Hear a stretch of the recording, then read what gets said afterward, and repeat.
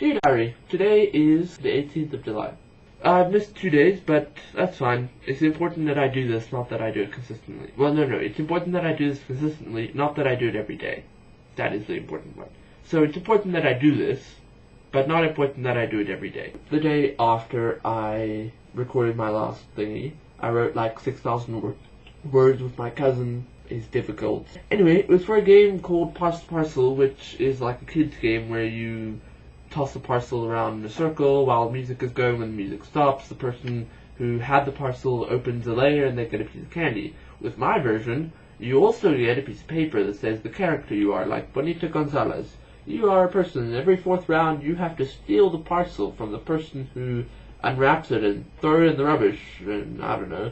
And then when you actually play the game, you'll see, like, random things happen and people get mad, and it's a lot of fun. I had this one lady who was a fish lady, and she was like obsessive over her fish, and the girl who actually got her did it really well.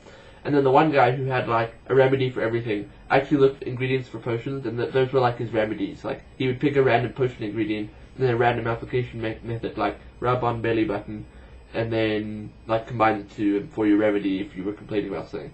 And then at one point he was like, I need a fish for my remedy, and so he stole a fish out of her bucket. Oh, it was a paper clip, by the way. Not a paper clip, but like a clothes peg. And he stole a peg out of her bucket, and she went ballistic. It was so funny watching her chase him around, and then he was like trying to feed it to this guy who had fainted. It was so funny. So he was like, I need to feed this to you, I need to feed this to you. And then she was like, like running around without her head, with her head cut off, like, no, Bluebird, no! It was really funny. And then on Friday, I played the Hardest Swarm campaign like the entire day. I had breakfast with a friend in the morning, that was good. And then, yeah, I played the campaign the entire rest of the day. Until like 1 the next morning, that was this morning. I finally beat the campaign! I'm looking at my list here of like what I'm supposed to do. Yeah, I'll get to that later. So today, I practiced piano for like 6 hours, and now everything that has anything to do with playing piano is sore. So my shoulders are sore, my wrists are sore, my back is sore. Yeah, so that's what I did today. And I'm supposed to be working now, but, yeah, I think this is better, much better, use of my time. Last episode I said, and last entry I said, it's hard to think of ideas and things that you were thinking about before you started recording, when you start recording. It's very difficult to remember those random things that you, like, had, like, I need to remember this about, and for my next episode it's going to be really cool. And then you don't remember it when you're recording because everything just leaves your head. It's like, oh! So, I wrote them down this time. After I was finished, I wrote down what I, wanted to do, what I wanted to talk about, and now here's the list. And I can read it instead of, like, trying to remember it. So, I'm a teenager. But I know I am, and I wonder what I do differently. Interesting position to be in the situation, and aware of everyone thinks about this. That was a really quick and dirty, like sort of written down thought from head stuff. It's not very coherent, but I know what I was thinking. So what I was thinking is that teenagers are generally considered bad people. They don't really contribute anything to society. They're really annoying most of the time. The only people who really interact with teenagers are their parents and people who have decided that their life is going to be about teenagers, like teachers. I don't know why people would do that. My phone just buzzed. Being a teenager is weird, especially since I know I'm a teenager, and I know what things go with being a teenager, and I know, like, what you're supposed to do and what you're not supposed to do as a teenager. And, like, I mean, like, from both perspectives. Like, for my friends who are like, YOLO, let's go, get drunk, whatever. Then the people who are like, I know what you should be doing, and it's like, you should be having emotional issues, and like, not sure what you're doing with your life, and I'm like, I know exactly what I'm doing with my life, and I have since I was like 12, and it hasn't changed because I became a teenager. I still know what I want to do with my life. I want to study artificial intelligence and get my PhD. That's my goal. Has been since I was 11. That is actually serious, by the way. I do want to get my PhD in artificial intelligence.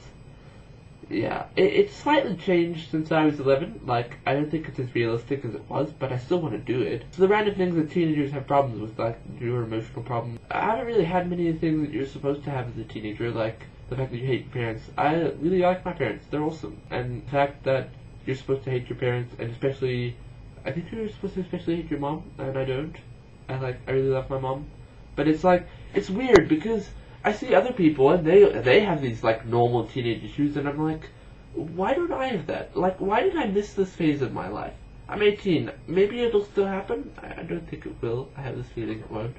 And I mean, I get angry at my mom, and I have like issues and whatever, and then I sort them out, and it's not like I'm angry at her anymore. Why do people have issues with their parents? Maybe their parents are weird people. So then the other part of being a teenager is like, you know, these emotions and stuff that are going crazy, and I mean, I've had that, but it's like, you can keep your emotions under control. It's not that hard. You just have to like realize that the emotions are there, and that they're not like what you are. They're just your emotions, and the fact that they're going crazy is not because of what is happening. They're going crazy because your body doesn't know what it's doing with itself. It's changing a lot. Maybe it's also the fact that I'm a late bloomer. Like, my voice only dropped when I was 16, which is apparently quite late. My cousin, who's 2 years younger than me, his voice dropped about the same time. Maybe I'm just like a really late developer. And so like the teenage issues like didn't happen until I was older, and because I was older I knew more and I was more mature, and so I was more able to like, you know, handle stuff.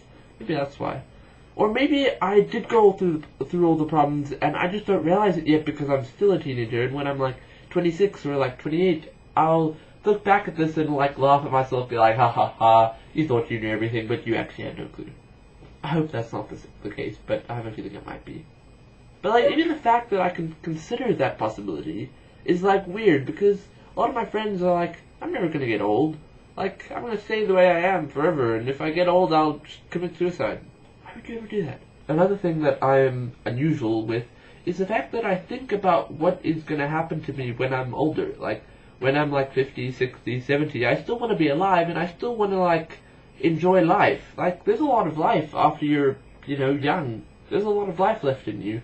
And most people don't think about it, and then when they get there, they're like, oh crap, what am I doing? I still want to be alive, like, and now I've made all these bad decisions because I was, you know, young and stupid, and now I have to actually live my decisions, and now I'm old, and people have issues. So do I. I'm not saying that I'm unusual, I'm just saying that people have issues in general, me included. I don't know what my issues are. Maybe I should try and figure that out. I'm scared of spiders. Does that count? Next thing on my list. How hard writing a diary is. That's definitely true. Writing a diary is really, really hard. So basically, my diary writing history is 10 or 11 when I was that age.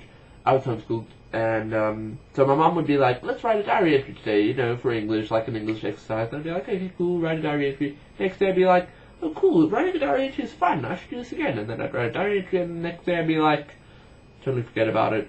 3 months later I'd like look at my diary and be like, oh, this was cool. It's nice being able to read what I did like 3 months ago, even though it's like totally boring and I didn't really do anything useful.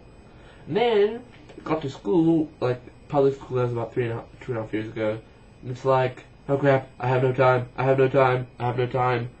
And then you get holiday and you're like, I have time, I have time. And then you write a diary entry like the first day, and then you're like, I'm going to write more entries this holiday, and then you don't. You know, summer holiday 2011, diary entry 1. Winter 2011, diary entry 1. Summer 2012, diary entry 1. And so on and so forth, etc, etc. Yeah, it's sad. And then, wait, okay, now, this holiday. So I'm still on holiday, I have 2 days left. So I wrote a diary entry at the beginning of this holiday, and then I wrote another one, and then I wrote another one, and then I wrote another one, and it was amazing. It was like, I can write a diary, and then I forgot. And I didn't write a diary for a week.